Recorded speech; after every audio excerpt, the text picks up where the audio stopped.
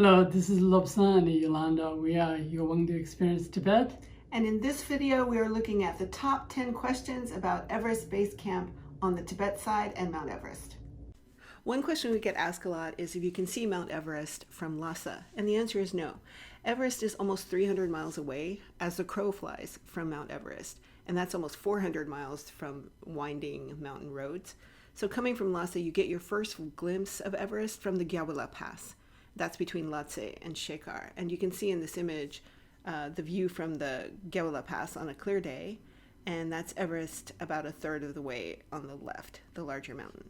Another common question we get is, where is Mount Everest located? And as you see in this map, it's on the border between Tibet and Nepal, and the summit of Mount Everest is actually exactly on the borderline. So that it's kind of a fun fact. You can climb up from Tibet and climb down the other side and end up in Nepal, and vice versa. And climbers have actually done this on the same day and basically passed each other on the summit and started and ended in different base camps. So there are two base camps, one on the Tibet side, one on the Nepal side. Question 3, is Mount Everest Base Camp closed? So generally speaking, both the Tibetan and the Nepali base camps are open to travelers. There's a lot of misinformation about access to the Tibetan side because in 2019, the Chinese authorities slightly moved back the farthest access point for travelers. So at this point, Tibet travelers can only go as far as Rongbuk Monastery, which you can see in this image, and that area, rather than a few kilometers farther along, as they used to be able to do. It's not a big difference in terms of experiencing the views of Everest on the Tibet side. A lot of people want to know this question, number 4, which is better, Everest Base Camp on the Nepal side or on the Tibet side? They each have advantages, so let's look at them separately. If we look at the advantages of Everest Base Camp on the Tibet side, the biggest one is that you can get an unobstructed view of Mount Everest. As you see in this picture, you just have quite a glorious view of Everest when the weather's clear. And if you compare that to the quite obstructive view on the Nepal side, which you'll see in a moment. Also, another advantage is that you can drive or trek there, your choice, from the Tibet side. And finally, you can see Lhasa and other Tibetan highlights on the same trip, which can be quite an amazing journey. However, there are also advantages of Everest Base Camp from the Nepal side. So on the Nepal side, as you see here, you can only see a quite small part of the mountain. This is the view from Kalapatar on the Everest Base Camp trek. Here, the only part that is Mount Everest is the kind of dark peak in the middle, kind of poking up. The white smaller triangle on the left is Pumori, and then the jagged higher one on the right is not Everest, that's Nuptse.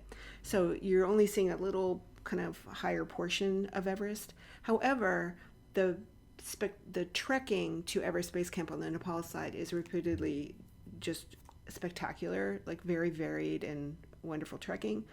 It's also easier to get a visa and permit for Nepal than it is for Tibet, and you can travel independently in Nepal. Another very common question we get is, how high is Everest Base Camp on the Tibet side? So the basic elevation is 17,060 feet, that's 5,200 meters. So when we talk about Everest Base Camp Tibet, so we're referring to the base camp that travelers are allowed to visit. That's near the Rongbuk Monastery area, which you saw in an earlier image. Mountaineers use a different base camp that's located at the foot of the Rongbuk Glacier. Give you a little bit idea of this in this picture. On the upper left, you see the summit of Mount Everest marked there with the red arrow. In the upper middle right, you see the Everest Base Camp Nepal, which is kind of obscured by clouds there. And then in the lower right, you see Everest Base Camp Tibet. Down this valley, there's an arrow. And in that valley, you see the Rongbuk Glacier kind of snaking down. And just a little bit down below that is the Rongbuk Monastery area.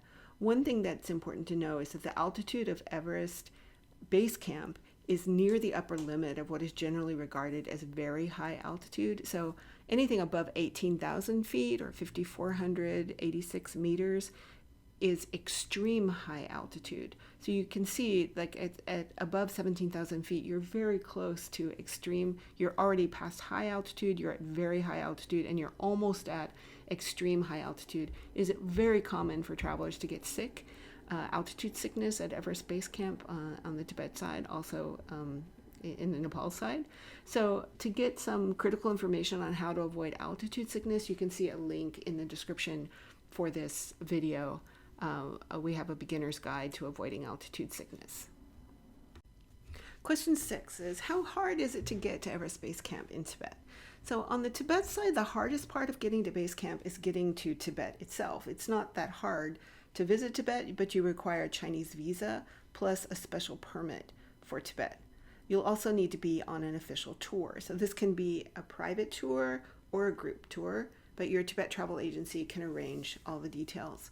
You can choose a trek or you can drive to Mount Everest Base Camp on the Tibet side.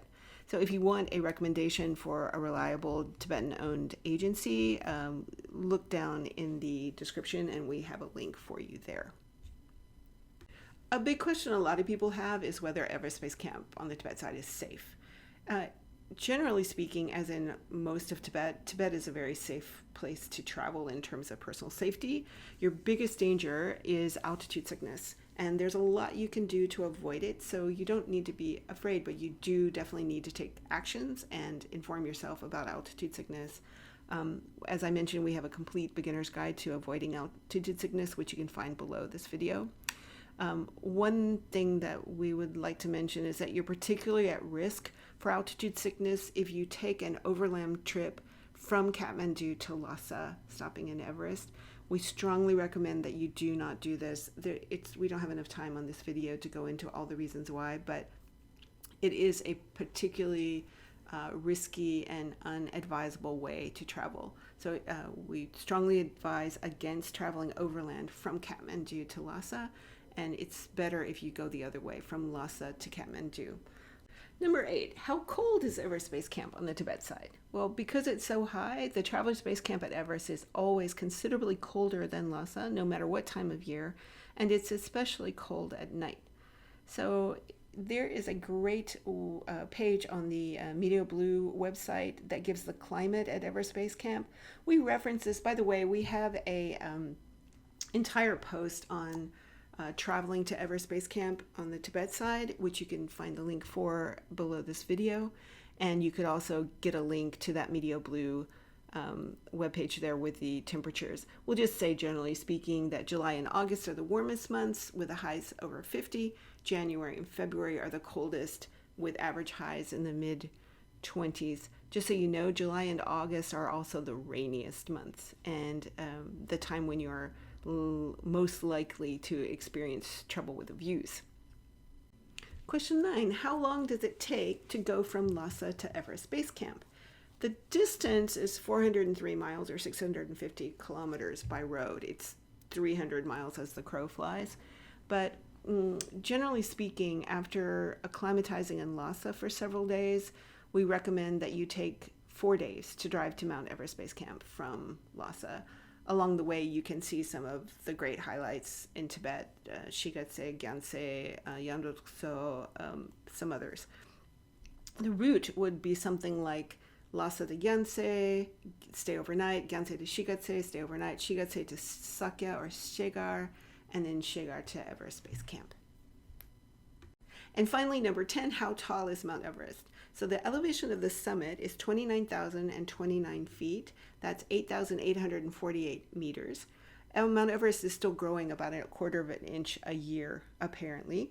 So this image just gives you a little bit of an idea of how crazy high the summit is and even Everest Base Camp are.